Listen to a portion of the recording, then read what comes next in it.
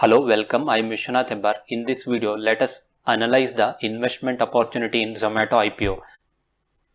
Let us understand about business, strength, weakness, opportunities and threats, company financials, and whether to apply or not.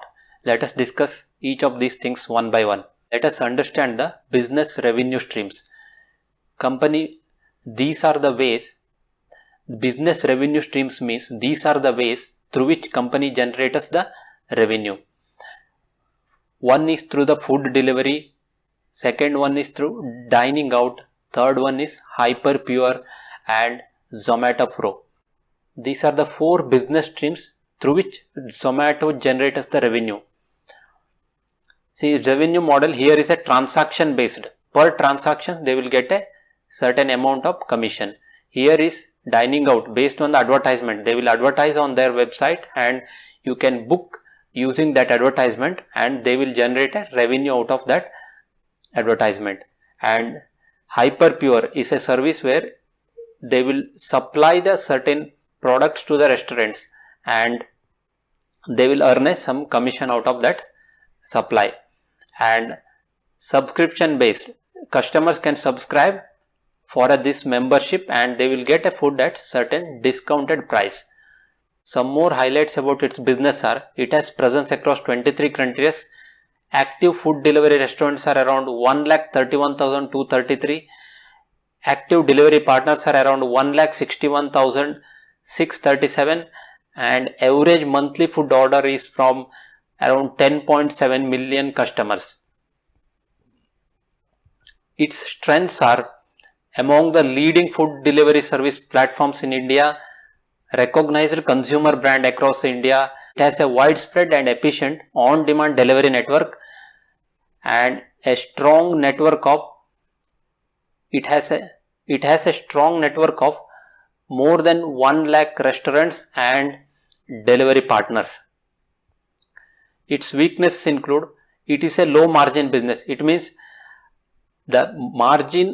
the profit margin in each delivery is only few hundred rupees or even less. It is a small margin business and customers may not be loyal. It means you can order a food through Zomato today, you might order the food another day through another app if you get a more discount or some other benefit. So customers may not be repeatedly ordering through the Zomato. And Zomato is trying to expand its business in international market, but the business is not growing international level at that much of speed. Its opportunities is changing lifestyle. In India, there is a big lifestyle change happening and more people are eating outside. So this can give a more opportunity to expand a business for Zomato. And high growth potential in online food delivery business. As a lifestyle changes, there is a high growth potential for an online food delivery business. Threats are its competitors such as Swiggy and Amazon. They might come up with some innovative ideas to deliver a food at a certain lower cost and this might be threatening for the Zomato business model. Financials. Company's financials are good and it has a zero debt, but still it is not a profit making company. Company's financials are good and its revenue from the operation has consistently increased over a period of time. Only in 2021 it decreased slightly due to the pandemic. So let us understand about the IPO timetable. IPO start date is on 14th July, IPO close date is 16th July and allotment is 22nd of July. Refund for those who have not received the share is on 23rd July and credit of shares to Demat account is 26th and IPO listing date is 27th of July. IPO lot size. One lot has 195 shares.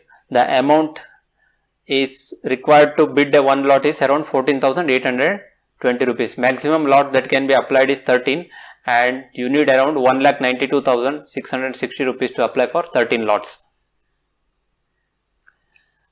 The more details about the IPO are, a face value is 1 rupees per share and IPO price is around 72 to 76 rupees per share. You can apply at a minimum price of 72 and maximum price of 76 per share and one lot is 195 shares and it will be listed on BSE. So finally, apply or not. When it comes to applying for IPO, there are two things. One is whether you are planning to make some listing gain and exit from the stock on the listing day or in next couple of days, or you want to invest for a long term. Let us understand each of these opportunities one by one. If you are looking for a short term gain, then this might be a good opportunity to apply for IPO. If you are allotted as shares, then you might get a good return on the listing day, and you might get a good return on the listing day, and you might want to exit on that day. If you are investing for a long term gain, you might want to wait and see how the company performs in the coming days, and then take a decision whether you want to invest for a long term or not. Thank you so much for watching. We will meet you in the next video.